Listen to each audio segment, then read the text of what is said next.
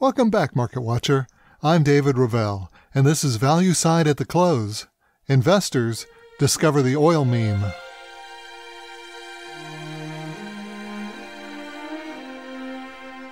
Well, after markets closed last night, the American Petroleum Institute released its latest reading on crude oil storage. And as you and I discussed, storage was down big because of the effects of Hurricane Ida. To be precise, crude storage was down over 5 million barrels, the largest decline in the past 10 months, and a clear support to the ever-climbing price of oil, making further increases in oil price likely. Hurricane, now Tropical Storm Nicholas, is now pounding many of those same oil refineries down in Louisiana and Mississippi. Now, this is a long way around saying that it's been the energy group that has powered this late afternoon rally we're seeing in the markets.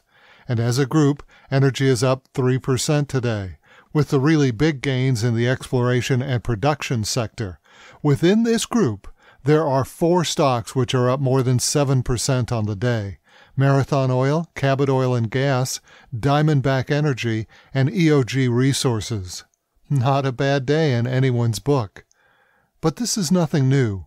Energy has been the leading sector of the market for a month now, as Wall Street has recognized that if we're going to have a period of inflation, there's no better place to be than natural resources. And there's nothing better to own than an oil well, which produces oil at a higher and higher price. So overall, equities were up across the board. Gains in the Dow Jones Industrial Average, the Standard & Poor's 500, NASDAQ, and the Russell 2000. Everything higher on the back of oil, where the entire complex is currently green. Leading the way, our own West Texas Intermediate oil up over 3% on the day. Crypto's up also today. About the only place you could find some red was in the metals group. Gold and silver. Bonds were also down, and the dollar was down against most major currencies. And that's our wrap-up for Tuesday, September 15. Stay tuned for today's market comment, the Fed versus the President.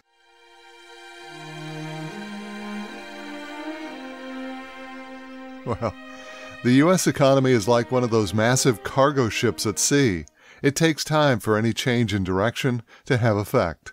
For the container ships, for instance, when traveling at full speed, it's often miles before a change at the helm translates into a different heading. And it's the same for our economy. It often takes months or even years before a change in economic policy translates into a different direction for the economy.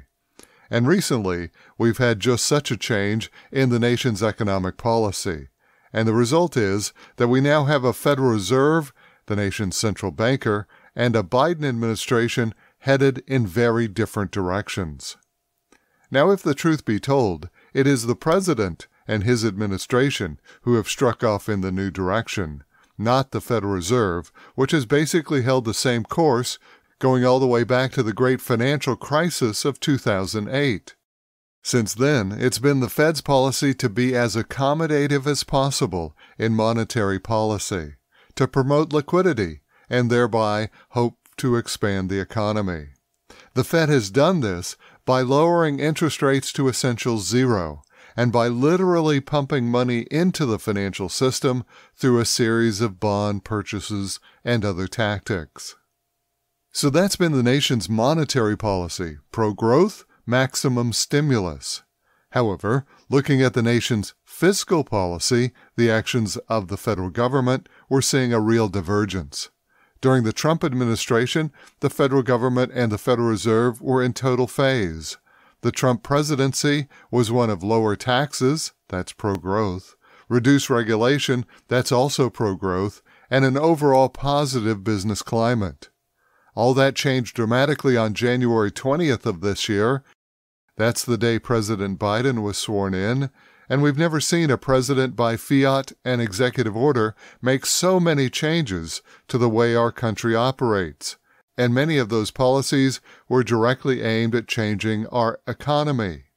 Most recently, that change in economic policy has continued with the proposed new taxes aimed at raising rates for corporation and the so-called wealthy. Now, more regulation in all of its various forms and those higher tax rates are an essentially restrictive policy, and by its very nature, anti-growth. Now, that's not to say that raising taxes is always bad. For instance, we raised taxes during the 1950s to help pay off the debt created in World War II. And because it was such a strong economy, it all worked out very well. But that's the key question in all of this. Do we currently have a strong economy? The Federal Reserve certainly does not think so. That's why, in spite of everything, the Fed continues their accommodative policy of quantitative easing. The Fed's relaxed monetary policy is driven by the current weakness they see in the economy. The Fed is saying this is no time to stop support. In fact, from my perspective, it looks like this economy peaked in the second quarter of this year and is now headed much lower. In Q2 just passed, the U.S. GDP rocketed ahead by an astounding 11%. Next year, most economic projections call for the U.S. growth to fall to slightly above 2% and hold at just 2% growth for the foreseeable future. In other words, Wall Street projects a tepid economy just a step away from recession for the rest of the time that the Biden administration is in office. Hardly the environment where one would raise taxes and regulations, but that's exactly where the president wants to take us. Once again, we see a president headed in a different direction, one that is fundamentally opposed to current Fed policy and the advice of many on Wall Street. It really is this administration versus the Fed.